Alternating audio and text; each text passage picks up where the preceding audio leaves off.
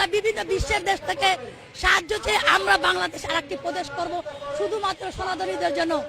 Supreme কোর্টের আইনজীবী হয়ে আইন লঙ্ঘন করে দেশদ্রোহী দেশ বিরোধী বক্তব্য দেয়, আমাদেরকে অবাক লাগে যে এই মহিলার সুপ্রিম কোর্টের লাইসেন্স, আইন ব্যবসার লাইসেন্স এখনো থাকে কেমনে?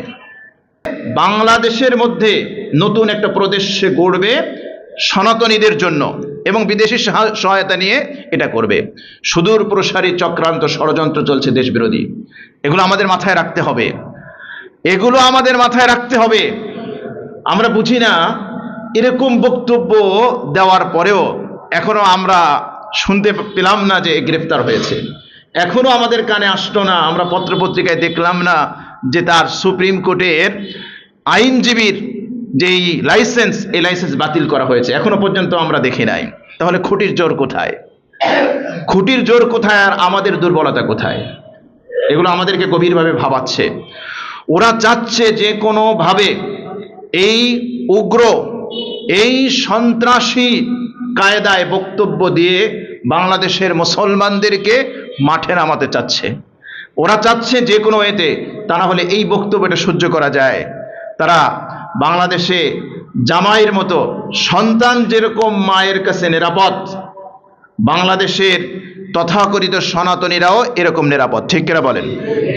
ভারতের মুসলমানদের দিকে দেখেন, ভারতে বর্তমান যে অবস্থা, মসজিদ ভেঙে দেওয়া হচ্ছে, মাদ্রাসা ভেঙে দেওয়া হচ্ছে, মুসলমানদের নাগরিকত্ব বাতিল করা হচ্ছে এবং সীমান্ত এলাকায় পুশিনের যে ব্যবস্থা করা হচ্ছে, যে এটা নিয়ে যে তোলপাড় চলছে, আর সেই জায়গায় এত সুখে থেকে মানে মনে হচ্ছে যে বাংলাদেশের এই সকল হিন্দু ভাই বোন তারা মনে হয় সুখে থাকতে তাদের ভূতে কেলাইতেছে। আমরা স্পষ্টভাবে বলি, সাধারণ হিন্দু যারা আছে এদেরকে আমরা স্পষ্ট বার্তা দেই যে আপনারা এই সকল তথাকথিত ইসকনের এই উগ্র কিছু ভারতের দালাল, ভারতের পা চাটা এই সকল গোলামের কথায় আপনারা উত্তেজিত হয়ে কিচ্ছু করবেন না। কেননা এরা সুযোগ বুঝে, এদের প্রত্যেকে খোঁজ নিয়ে দেখেন, এদের ভারতের পাসপোর্ট এদেরকে পাবেন, এরা সুযোগ বুঝে ভারত পালিয়ে যাবে। কিন্তু সাধারণ যারা হিন্দু আছে, যারা মুসলমানদের সাথে, এদেশের সাথে, মানুষের সাথে মিলেমিশে বসবাস করে, তাদের কিন্তু এদেশে থাকতে হবে। সুতরাং আমরা আপনাদেরকে ওদের আহ্বান জানাবো, এই সকল উগ্র, এই সকল সন্ত্রাসী, এই সকল জঙ্গি, তাদের যে বক্তব্যের স্টাইল, তাদের যে বডি ল্যাঙ্গুয়েজ, তাদের যে অ্যাটিটিউড, এটা দেখলে মনে হচ্ছে যে তারা মনে হয় বাংলাদেশে তারা পরিবেশ পরিস্থিতিকে তারা অস্থিতিশীল করার জন্য তারা উঠে পড়ে লেগেছে। আর তারা যে কোনোভাবে চাচ্ছে যে মুসলমানরা মাঠে নামুক, আমাদের সাথে মারামারি করুক, আর আমরা তিলকে তাল বানিয়ে বহির্বিশ্বে প্রকাশ করে আমরা তখন ভারতের আমরা সামরিক সহায়তা আমরা চাবো। আর আমাদের এই যে রংপুর আর গাইবান্ধা এই অঞ্চল যদি তারা নিতে পারে, তাহলে তাদের যে শিলিগুড়ি করিডোর আছে, তাদের যে চিকেন নেক, মুরগির গলার মতো চিকুন যে সরু রাস্তাগুলো আছে, এগুলো তারা ঠিক মতো করে তারা কি করতে পারবে, চওড়া করতে পারবে, যাতে করে তারা এগুলোকে ভারতের সাথে যুক্ত করতে পারে। গভীর ষড়যন্ত্র চলছে।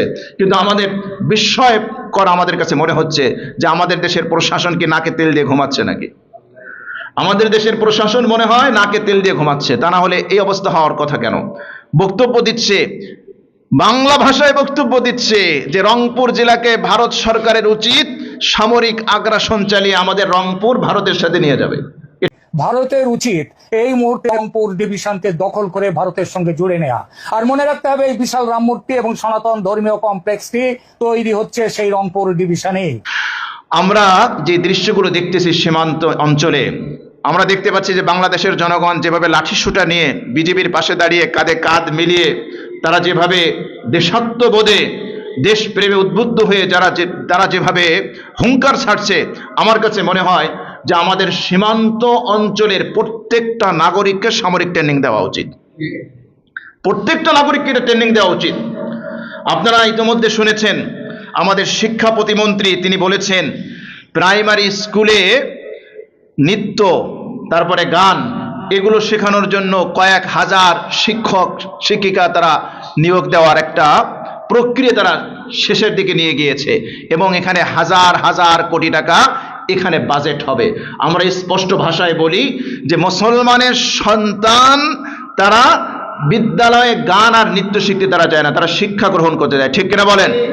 কোন মুসলমানের সন্তান, মুসলমানের মা বাবা সন্তানকে গান বাদ্য নৃত্য শেখার জন্য প্রাইমারি স্কুলে পাঠায় না। সুতরাং আপনারা যেই কয় হাজার টাকা বাজেট করবেন নৃত্যের জন্য, গানের জন্য, আর এই কয় হাজার টাকা দিয়ে আপনারা সামরিক অস্ত্র কেনেন।